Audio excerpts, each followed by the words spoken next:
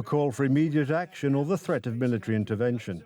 The United States President has issued an ultimatum to the Nigerian authorities regarding Islamic terrorists operating in the north of the country who are murdering Christians.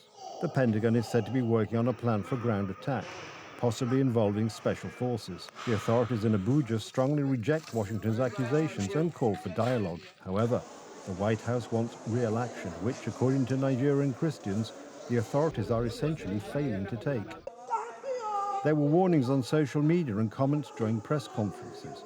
Now, however, Donald Trump has issued an unequivocal statement with a clear and unambiguous ultimatum. If the Nigerian government continues to allow the killing of Christians, the USA will immediately stop all aid and assistance to Nigeria. We're going to do things to Nigeria that Nigeria is not going to be happy about and may very well go into that now disgraced country, guns a-blazing, to completely wipe out the Islamic terrorists who are committing these horrible, horrible atrocities. According to the US President, the Department of War is working on the details of a US strike on terrorist bases. This, the President assures us, will be swift, precise and effective. In Nigeria, comments are extreme.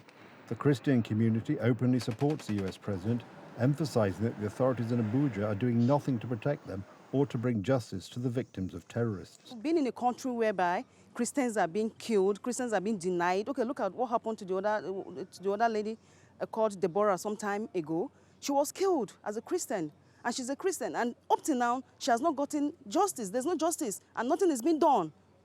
You know, so Christians are now being scared to move about.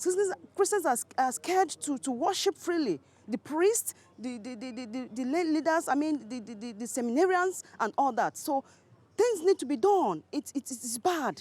Church representatives are not calling for outside intervention, but are asking for justice. I'm happy that my prayers were answered. And so I am particularly happy that the world has drawn attention of Nigeria to look into this problem that is going on. The persecutors go unpunished. Fearing retaliation, the government does not respond when a potential clash with Islamists is involved. All we want is, what do you do with the people that have been killed is our concern. Not denial. Nobody can deny. But most of the people that have been killed, up to today, we are still having the pains. But the issue of what do you do with the people that have killed those that are loved? The authorities in Abuja are calling on the Americans to engage in dialogue. However, the White House has made it clear that the time for talks is over, and now is the time for action. If you go to Africa, people respect Donald Trump because when it comes to fight against terrorism, he has never minced word. He was never politically correct about it. He's willing to fight it, and that's all we ask for. Leaders that can be very straightforward in that regard and willing to collaborate with you in that fight. So our areas of agreement far outweigh the disagreement, and we're going to deepen that area of agreement. And by the time we do that, we'll realize that there's actually no disagreement in existence.